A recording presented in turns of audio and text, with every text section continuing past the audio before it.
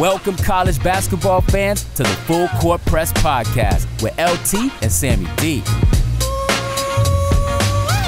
This is the podcast that brings you legendary stories from college basketball's golden era and dives in deep with a current analysis of today's game. Get ready for the most energetic and entertaining college basketball podcast around. Let's get it.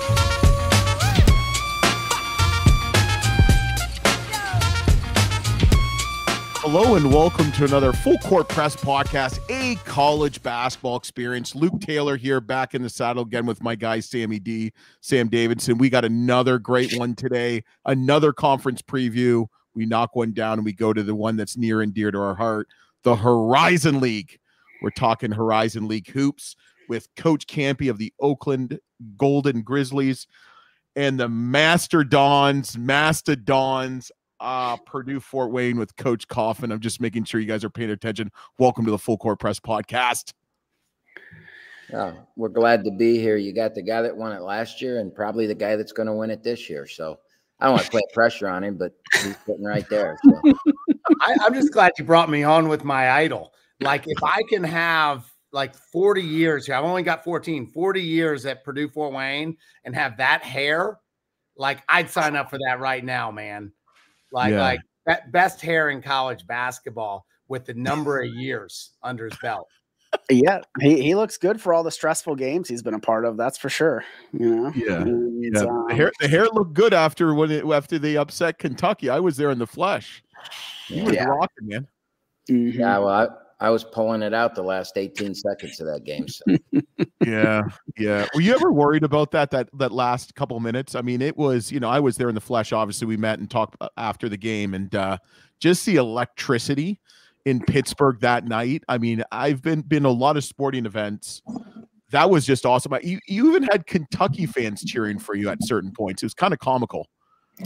Yeah, it was, and I've been lucky enough to have been through all kinds of things, good and bad, and it was probably the craziest, couple hours. Jack Golke had 485 followers on Instagram when we tipped off, and by the time midnight came that night, he had 55,000.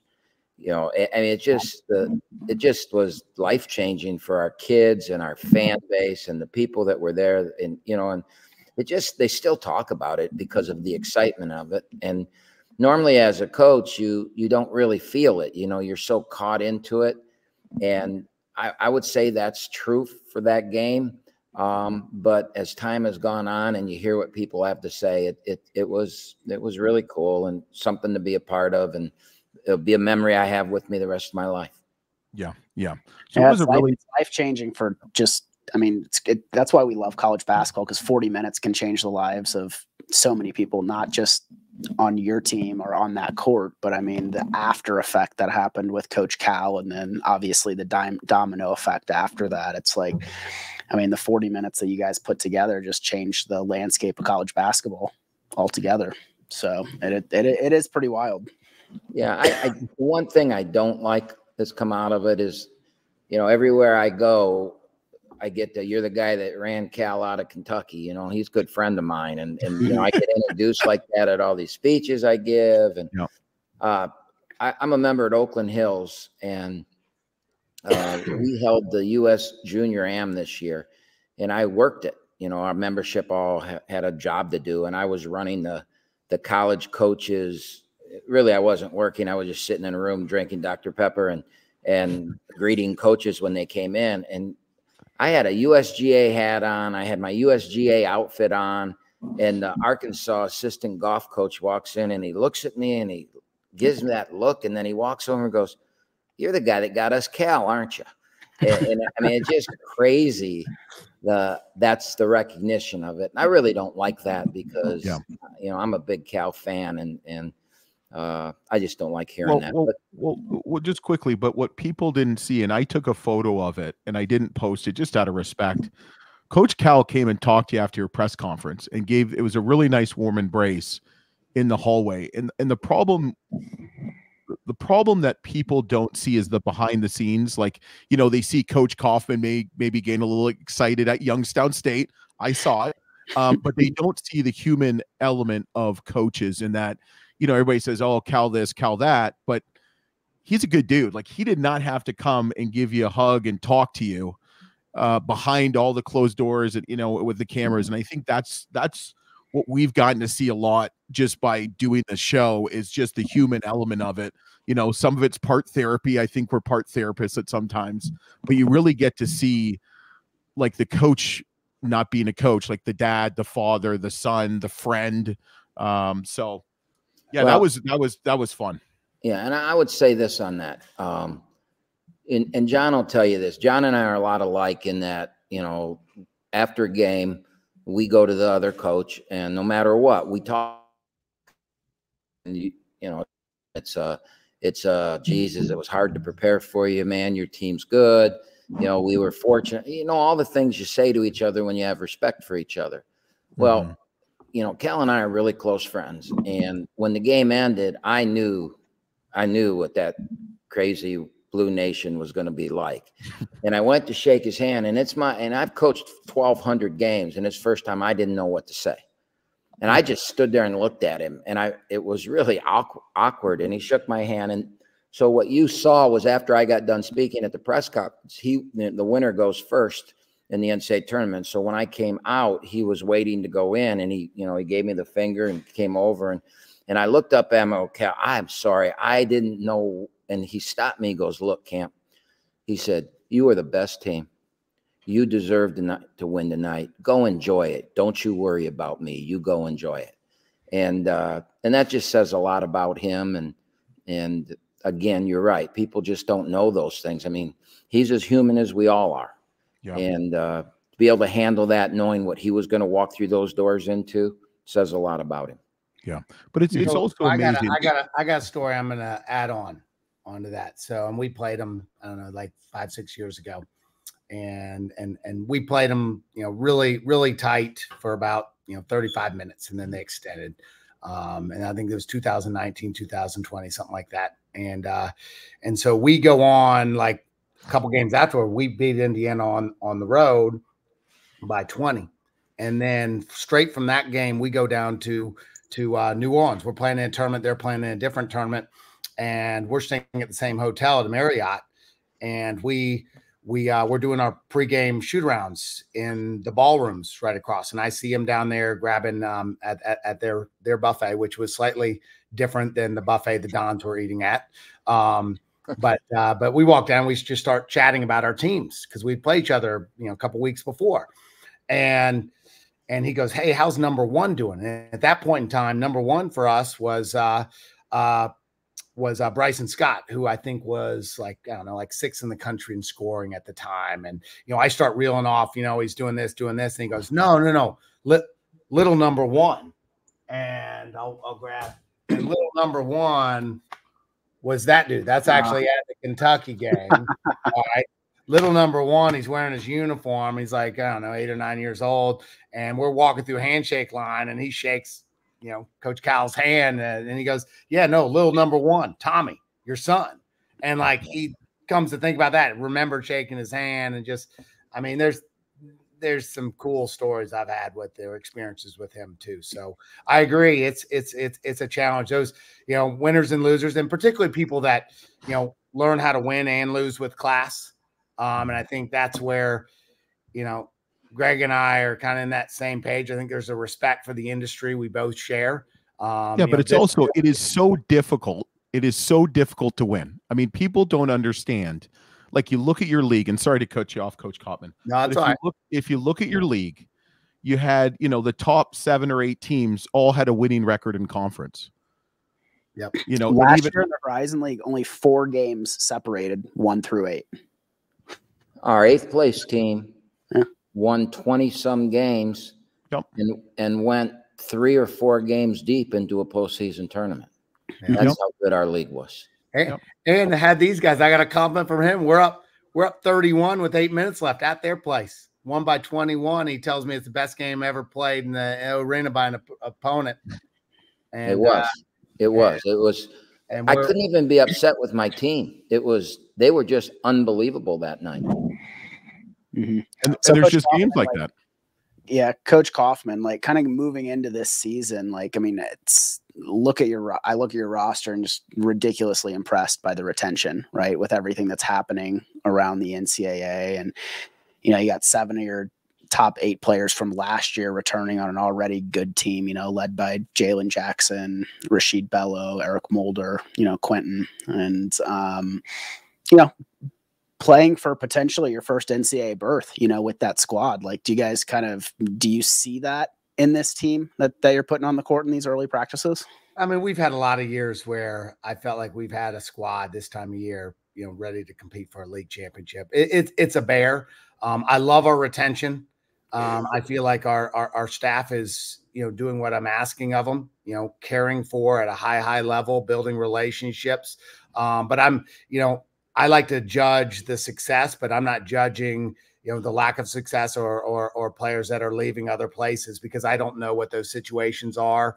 And it's hard in what we are. And there's certain situations that may make sense, may not make sense. But I think, Coach Kampe and I can both agree that there've been some guys, and a lot of them for him, a little bit less because of the time, but have reached their highest potential in both of our programs, because of how we utilize them, because the culture in our programs, because they've been able to put up, freakish numbers in how the two of us play, although different, but we've also had some guys put up freakish numbers and be able to make it to the highest level.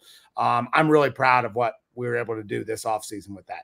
But, we won the Horizon League when we were picked 7th to start the year in the regular season. We won the Summit League when we were picked 6th. And so we've been picked first, I think 3 times in my history. So we're trying to break that trend if in fact we get there. But I heard on our Zoom today, Milwaukee's loaded up. Kampe's done all of his research. He said it's going to be a really good league with really good coaches. But I'm excited about, the roster I got. Yeah. The other side of that is it is very unusual. And, we couldn't do it. We couldn't. I lost 2 outstanding players. One got $800,000, one got $350,000 in a car. And I don't have that to give. And if you look at John's team, a couple of those kids he kept have already transferred. So it's not like they thought, I'm scared of what a transfer would be. They transferred, and you see a lot of people transferring 2 and 3 times, and they didn't do it. So it says a lot for Fort Wayne. It says a lot for John, and and it's going to put them in a position. They're going to. I don't know if they'll be 1 or 2 in the league in the preseason, but it'll be one of those 2 numbers. I mean, I who knows how they're going to get picked. That's the thing about preseason picks. Now nobody knows anybody's team. No one knows what I have. Nobody. And we have 11. You got DQ Cole. We have DQ Cole, Baru, and Isaiah Jones. And those are right. But those are the 3 guys that have played any minutes. And Baru and Isaiah were role players, and DQ Cole was the complimentary guy who could have a big game. And so 11 new guys, who knows? And we're not the only one like that. I mean, I think our league's a little different, though, because Northern Kentucky's got some good guys back. Wright State's got 2 of the best 10 players in the league on their team. So you just don't know what's going to happen. And like last year, the 8th place team could have 23, 24 wins. Yeah. And we did that. I mean, we lost 5 starters the year before to graduation, 4 1,000 point scores, and then we won 4 games. So yeah, that's where I love where we're at. I love retaining players, but Kampe's still got his 175 sets, which he's going to use very well against us. And sometimes there's an excitement about the new guys on your roster and a different edge, and then you come up with some really good recruits that come through with this. I mean, that's where guys that have really good connections, which Greg does in the business, like you get a hold of some guys that are out there, because there's good players right now that haven't signed scholarships. I mean, it's crazy. There's guys sitting out there like that, they just got caught with the music stopped and there was no seats left. Yeah, I love how I was looking at Coach Kampe's roster, and I was like, And there's some sleepers in there that I don't think anybody else knew about. And it's LT's Canadian, so he's going to love the Canadians. But you got a guy named Malcolm Christie from Canada. And I mean, that guy can put up some points. I mean, he averaged 22 points, but had a 51-point game last year. He had 4 games over 40 points last year. Like, I mean, and then I'm not sure he can guard you though. It's all good. It's I mean, we can score. One of my favorite graphics from last year was when Golke obviously became a national sensation, and they're like, here's how many times he actually went inside the 3-point line, right? And it was like 3 dots like throughout the entire game. So it's like I mean, it's I think you have to be creative, and especially mid-major basketball, you have to find, you know, a couple of those hidden gems out there. Sam, what you don't understand is in Canada we play 3-on-3. We don't play 5-on-5. I think Christie played 3-on-4. He only had to stay at the offensive end. I don't think he ever had to go to the defensive end. So what do you do? So what are you working on him to kind of break that? Because I mean, you look at, I mean, we've had some coaches on here, like Ole Miss in particular. There was someone else, Sam, I can't remember who it was. I don't know if it was High Point or something like that. They had so many guys that like to light it up. I mean, how do you teach a kid like Christie, who's played in a different system, to understand like you also have to play defense?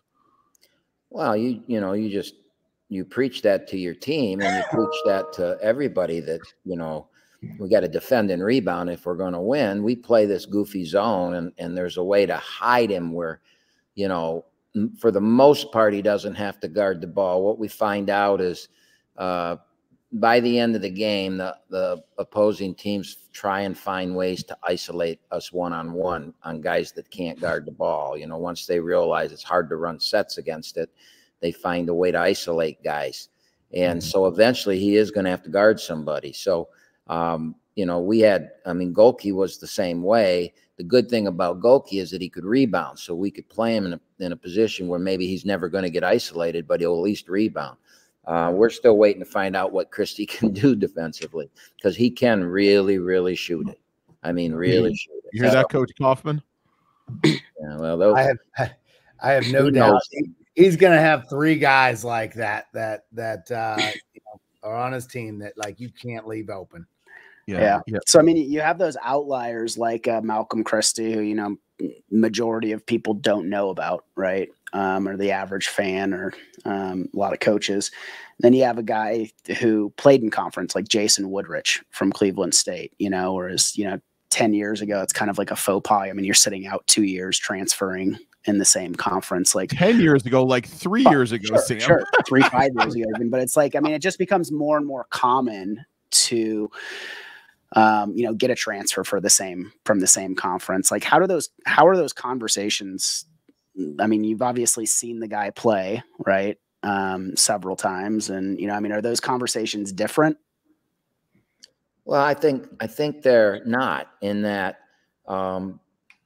you don't have to sell yourself to a guy that's in your league. The reason Woody wanted to come to Oakland is because he wanted to shoot 300 threes. And he was in a position at a school where, you know, he averaged 9 points a game for them in a role that, you know, their emphasis at that school, and this is how they've gone, is defense. And so we all do things different to find a way to win. And, you know, if you talk to John, you know, I look at John as very similar to us and very offensive minded, but whenever you talk to him, he's going to tell you how great he was on defense, and that they led this in this defensive category, their field goal defense, whatever, because we all try and sell defense. But I think at our level, you're looking for a player that can score the ball and fit into your philosophy. And that's Cleveland State's philosophy. Might be different. Wright State's might be different. We're all different. And we don't get to call a guy on the phone and say, hey, this is Greg Kampe from Duke, and that kid wanted to go to Duke his whole life. You know, 90% of the kids that we call have never thought they were going to go to Oakland. Probably 98% of the kids we call. Maybe except for Coach Kaufman's son. Yes, well, I've been working him, but and you don't stay in a place for 40 years. Yeah. All right, just obsessed with the defense. Yeah. Because like you can win, 7 years in a row, and then you lose 2 years in a row when you're trying to beat somebody 42-40. And people aren't gonna like your style of play. I knew really quick when I took over the head job 10 years ago, like I'm not like I've lost the sex appeal. I got my wife when I was younger. And like, how do I create a sexy program at a place that's had, 3 different names in 5-year period of time? And you do it by playing fast and scoring the basketball. And then you figure out a way to get stops. And like through years, I'm sure, Coach, you probably can share this. I mean, we've been like the last 3 years, we've had the best defensive efficiency in our league. But like, the other year we weren't very good defensively. We were towards the bottom of that thing. And we still won some games that year, but you're never going to win a game not outscoring people. And your fan base, they're never going to love you over the long term if you don't score the ball a little bit, particularly at our level where you're trying to draw attention to yourself, like try and get people excited, about Oakland and Purdue-Fort Wayne when, they'd probably rather go into Michigan State and Indiana games. So I'm following your lead with that. Yeah, 30 more years though to catch up. So no way will I be doing this 30 more years. Would you say the Horizon League is like a fast-paced league? No, it's a mismatch. That's not the right word. A misfit in that, Northern Kentucky is going to play a zone defense. And they're going to let you play at your pace, and they're going to play at your pace, and they might beat you 90-80, and they might beat you 40-50. Wright State is going to try and outscore everybody. Fort Wayne is going to shoot the 3. You got to guard the 3. Youngstown has gotten where, they've really changed their program with the NIL the last couple of years, and they got athletes and players, and they're going to try and outscore you. Green Bay last year tried to play a 60 possession game, so it's each coach is trying to figure out, how can I win at my school? And we've got great coaches in our league, and they've all pretty much done that. And that's why you can see 8 teams with 20 wins, because they've all figured it out. And we got a bunch of different coaches this year. So like some of the, your recognition. I mean, you got some, even at Wright State where an assistant took over, you don't know if he's going to run the same stuff that, same as Youngstown too. Yep. Yeah. Youngstown too. A lot of movement in our league. Yeah. I mean, I was blown away. I mean, you could tell players like playing in the Horizon League, maybe it's the coaches, maybe it's the style of play, but even Wright State's bringing back, great players, one of the best shooters in the league, one of the best rebounders in the league. Milwaukee's bringing 3 of their top 5 scorers back. You've got probably on paper the best transfer coming into the league, coming to Milwaukee, with AJ McKee, who is an all ASUN guard. And I mean, he played for Coach Lundy at Queens. And so it's like these players are coming back to these coaches that originally recruited them out of high school. And you can tell it's just a very well coached, high IQ league, from what we saw last year. Yeah. And I think if you recruit them, it's like, hey, if it doesn't work out right, just call me. Right. Oh yeah. We're definitely telling kids that now, hey, when a kid tells you he's not going somewhere, you don't say, oh, why or anything like that. You say, good luck to you. If it doesn't work, call me, 'cause I want you. That's you never know what's going to happen. They might call you halfway through the year. I've had that happen. They might call you halfway through a game. Oh, I guarantee you that's happening. Somebody's calling. It may not be the kid, but that the AU coach or the mom is calling when she's sitting there not happy. So it's what it is today, and we just have to. And that's why our coaching relationships have got to be strong, because they're going to be tested. Yeah. And you definitely see it, because we've heard stories about handshake lines. We've heard stories about this and that. And it's really interesting to see what's going on, and hopefully it doesn't kind of hurt the game down the road. So Coach Sam, And, talking about what Coach Kampe just said about building that coaching player relationship, that was, we had the privilege of having you on our one of the episodes last season. And that was so big of what you were talking about, was just building that culture with the players and, that bond early on in the season. And have you done any ballroom dancing preseason this year yet? We alternate years. That was the last year. That's part of retention, is I don't do it twice in a row. But no, the moms love that part. And maybe that's just how I grew up, and some of the crazy stuff that my parents put me through. I grew up in Atlanta, and some of that debutante stuff as they go through. And I didn't believe it. And then, all of a sudden you gain some value from it. The dining etiquette, the golf lessons we do with our guys. That stuff's all been really critical in recruiting to our place, and, caring about him more than just being a basketball player who can put the ball in the hole. And how you can get a guy, comfortable being uncomfortable. I think that's critical to what we're doing.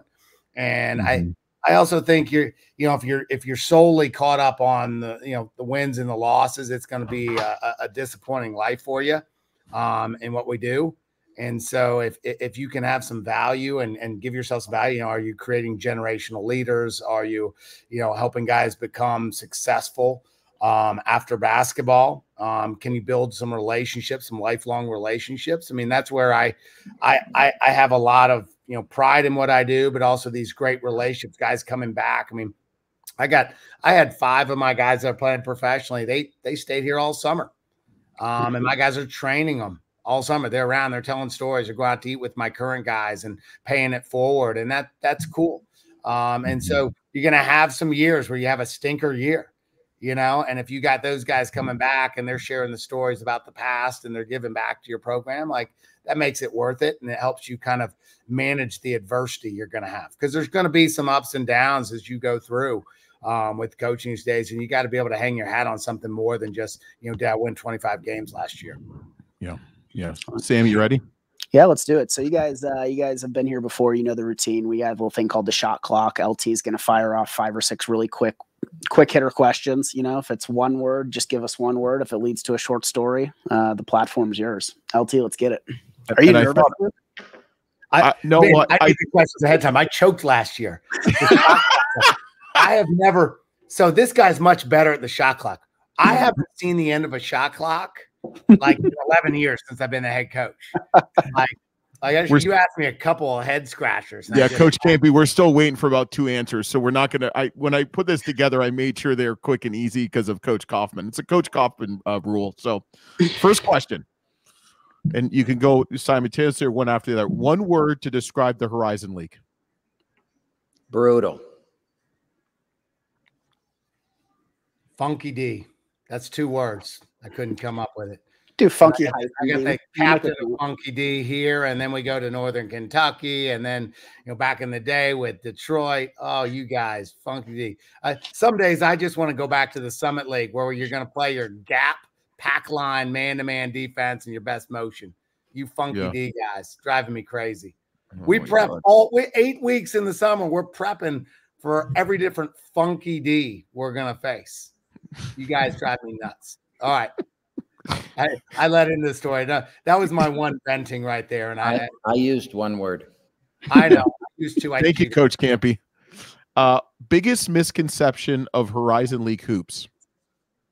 That it's not very good. If you talk to the fan bases, they all like to bitch that the league's not very good. And then we have 8 teams with 20 wins, and we go to the final 32. The Horizon League had Butler in the national championship twice in the last decade. 12 years, the last 12 years, 2 games in the national championship. The Horizon League is a monster league, and fan bases don't want to admit it because if their team's not doing well, they just don't want to admit it. But they're wrong. It is a bitch. Coach Kampe, I am a byproduct of the Midwestern Collegiate Conference that is now the Horizon League. So I was there back in the mid to late 90s, and you had University of Detroit Mercy with Rashad Phillips, Coach Perry Watson. We had Butler, we had Loyola with Coach Farmer. UIC, where I went, we had Coach Collins. We had multiple star players, you know, Mark Miller, Brian Notri, a buddy of mine. I mean, all these guys. So it's unfortunate that people don't realize how good the Horizon League's been for as long as, I mean, Tony Bennett played at the Horizon League, the head coach of Virginia. One of the things I do when leagues like the MAC or the Missouri Valley say that our league's not good and come to their league instead is I go back to the last 30 years and point out all the pros, all the NBA players that came out of the Horizon League, and it dwarfs the Missouri Valley. It dwarfs the MAC. I mean, the MAC didn't have a draft pick from 205 to like 221, didn't have a draft pick in the Horizon League. It had one every year. You know, and it hasn't been as many in the last 5 or 6 years, but you know, is playing in the NBA. Antoine Davis is back and forth. You know, the kids from Green Bay are playing. I don't think Sykes is still there, but I can't remember the forward's name that was with Golden State for a while. So they're still splattered in there. But from 2000 to whatever, it was every year a guy was drafted, from the Butler players to the, you know, Norris Cole at Cleveland State. To, you know, the Horizon League has put a ton of pros out there. And I'm not, you know, honestly, I don't even, I've been in the Summit League. We both have, and then been in the Horizon League and Missouri Valley, MAC. I mean, I look back at my percentages against those guys, like all four are just really good leagues. There's no real difference in all that stuff. Like you know, we can all compete with theirs. The Midwest, and this is from a guy that spent you know, I was at Colgate before this. I was down in the Southeast at College of Charleston at Stetson. Like I've spent a ton of time in the Southeast. Like Midwest mid-major basketball is the best in the country. It is high level mid-major basketball. I mean, really good. And then you know, I'll pile on, you know, misconception. I mean, guys going to the pros. I mean, we've had 24 in 14 years coming from our program that, you know, played for money. One in the NBA. I mean, Kampe's got a wall. I don't know why you're not in your office. You look at his wall in the back of his office. He's got like 6 NBA guys. I'm watching the Tigers. That's why my head is turning. It's 10 years since we were in the playoffs, man. Yeah, I get it. I get it. All right. Toughest place to play in the Horizon League.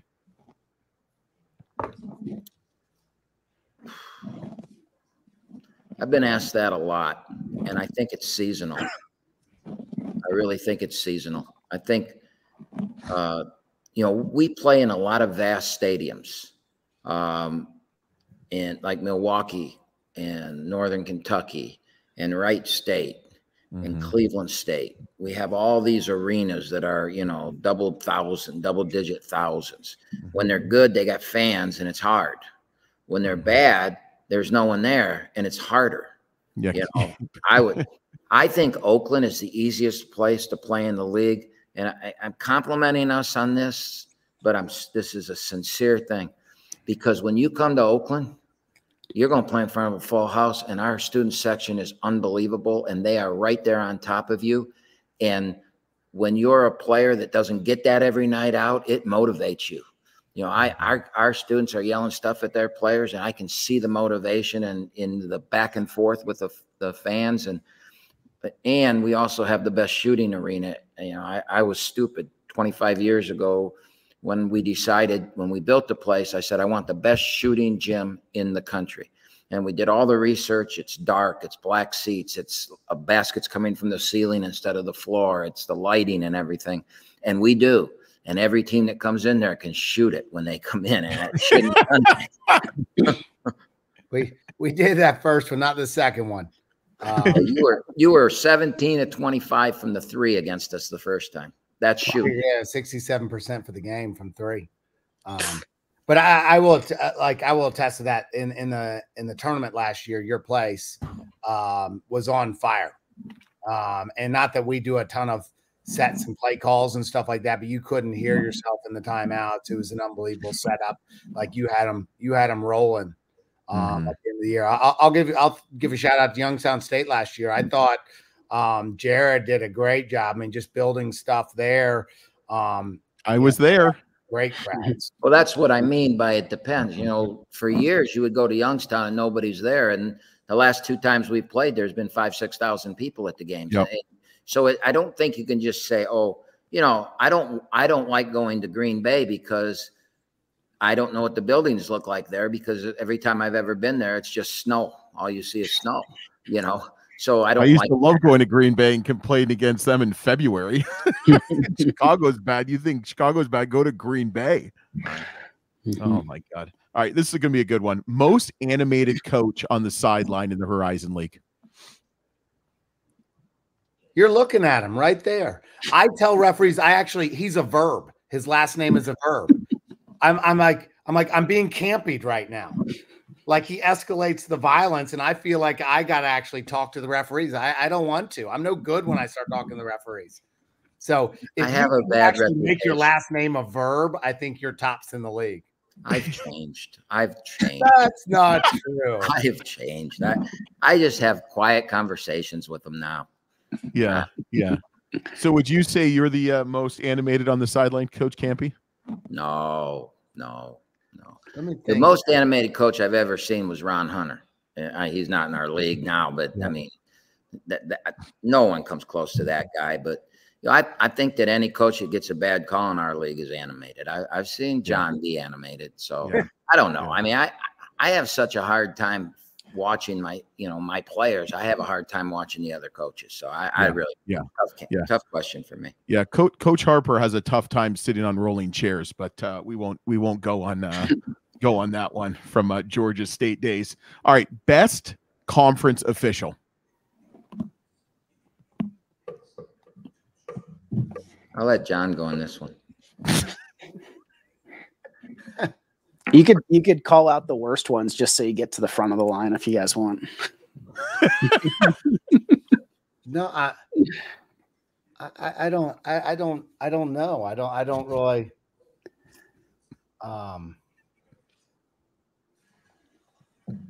It's tough choices to be able to call one out. Should we look at the stats on personal fouls, LT? Yeah. On who we don't foul. That's why. Let's find out. Hey, let's find out. Numbers don't lie. I got 11 techs in my career, and I got 6 of them with one referee. You have 11 in how many years as a head coach? 10. I had my first year as a head coach. I think I had 18 just in the first year. That's why you're the most right there. That was a long time ago, though. That's why you can't name a referee in the league either. So which team got called for the most fouls in conference last year? Oh, it's Cleveland State all day. I think all I know is the one thing I kind of whisper to the officials when we're playing Cleveland State is they lead the nation in fouls. You know, I make sure that the referee remembers that. Yeah, 18.6. Was it them? Yeah, 18.6. Yeah, but we're bottom. But who's last? It's us. We don't foul. 15.1 times you were called for fouls last year. How many were we? Is this conference play only? No, I think this is all year round. If you look at just conference play, it's different. We're going to be higher in non-league because of the schedule we play. Yep. And when you go out and get paid, you're going to get fouls, even when you don't foul. That's part of the deal, right? We'll give you $80,000 and 16 fouls. We had a 2-year period. We had a 2-year period where Kampe's team shot 99 free throws to our 33. That's called getting campied right there. Or we don't foul. It's called discipline, Coach Coffman. I'm not saying it's called discipline. It's called we don't foul. To foul, you got to get close to the ball. We just stay away from you. That's how they made 17 out of 25 from the three. But Cleveland State, I don't want that to come out wrong. They foul because of the aggressive defense they play, and it's their style, and they're really good at it, and they win. And he's a hell of a coach, and that's how they win. Yep. I do want to go to one of their practices once, because I got to believe at one point during practice, he said, 5 of you foul at the same time, they can only call 1. We've heard that before, and I'm going to make sure in the next month, because I'm in Akron, I'll go and kind of like go through the ventilation system. I might have to like grease my body to get in, but I will find out for you. Because here's the thing. If more people, you're right. If more people than one foul the guy, You can only call one person. So I like that. Purdue-Fort Wayne, you had 17.2 fouls called against you. You were 7th in conference. Okay. We Last have question. We adjusted, like the last 3 years, we've adjusted what we've done philosophically. And we've become much more aggressive. So that's probably true. You look at the last 10 years, I would say we're significantly higher than that. But we did get better when we started fouling. At least when you play man to man, I guess. Okay. So we went the other way. We don't. If you commit a foul, you get yelled at. Yeah, I don't like fouling either. I really don't. Okay, let's go to the last one. This is going to become a therapy session. All right. So they're making a Hollywood movie about all the Conference Horizon League coaches in this low budget film. What would the title of the movie be called? The title of the movie. How to bake a cake with no ingredients. Or no, how to bake a cake with 2 ingredients. Okay. I like it. And one of those ingredients that you should have that we don't have is NIL money, unless you're Youngstown. Coach Coffman's really thinking deep about this one. I don't have anything funny to say. I'm just gonna pass on that one. I like the baking the cake. I do think we sell ourselves short though, Greg. I think, man, I mean, you guys got a really nice campus. You drive onto campus and things are rocking and rolling. Like your fan base was awesome. I mean, I love Fort Wayne. I think you got great cities. When was the last time you recruited a kid that cared about that? Mulder, maybe. Yeah, I mean, actually, a bunch of. I mean, come on. Sheed Bellow did not say, you know, I'm coming to Fort Wayne because this is a cool campus. No, I'm with Fort Wayne because you're going to give him the ball and he's going to be your point guard and you're going to let him go, and that's why. That's part of the. And he can take his shoe off and hit people with it, so it's a win-win. Hey, I will say this, and that's where you and I have an advantage, I think, is longevity at our place and being able to sell stories. And that's where we've been successful recently is, you know, people who take on new jobs and they're telling, like, they're just telling a story. You know, with us, you know, we're showing a track record and we're showing them video of this stuff. And we, you know, got these pictures of guys that they did it in our uniform, in our systems, you know, with our resources as you go through that. So, you know, I don't look, I mean, I've never beaten a Power 5 on a recruit anyway that really wanted them. So we're losing those same guys. I think having the longevity, where we are, I think it's a tale of great cities. I mean, even our league goes through that. I think there's some great cities in our league. That I think are pretty good. And I think you're right of the talent. Like, I think there's some really good coaches. You know, we had that turnaround 3 years ago with some new coaches coming in, and it helped them that they brought some good players with them. But, you know, you're hoping, oh, man, you know, turnover in the league, you know, I want that guy out of there. But then some of these guys show up. I mean, Green Bay last year, man, he did a great job, you know, with some new funky stuff. You know, how many slip screens are going to have up top and trying to figure out how to guard those guys. I mean, that was a challenge. I mean, Cleveland State, you know, Dennis did a great job there, and then you show up and they're really good too in a different way. There's really talented coaches in our league. Yeah. We had Coach Wicks on the podcast a few months ago, and we started getting into last season, and he went into this whole mid-major Moneyball system that he put forward at Green Bay, and I think he lost Luke in the what's 3 + 2 easy math equations. It's like, I mean, the IQ to coach in the Horizon League with the resources you guys have, I mean, it just has to be at the top each year. And I think, you know, knowing how close a lot of those games were and having so many 20-win seasons, like all the way from top to bottom, I mean, it just shows how deep the coaching is in that league. And coaches want to coach in the league. So you don't see a whole lot of coaches wanting to leave. So, so yeah.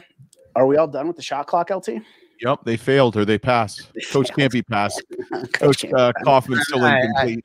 I hate shot clocks. That's why we shoot it before. Yeah. I mean, we don't run any late shot clock actions. We never get there. Waste of time. Mm-hmm. Yeah. No, it's all good. Well, I'm going to turn it over to you guys last minute of this episode. Anything you guys want to share with the Golden Grizzly fan base, boosters, alumni, and Mastodon alumni fan base, you know, city of Oakland and Fort Wayne. Like, I mean, you guys are just building some pretty legendary programs there. So Coach Kampe, let's start with you. Just thanks for having John and I on. It's kind of cool to be on with a guy that you have a lot of respect for, and part of you still do after the questions he answered.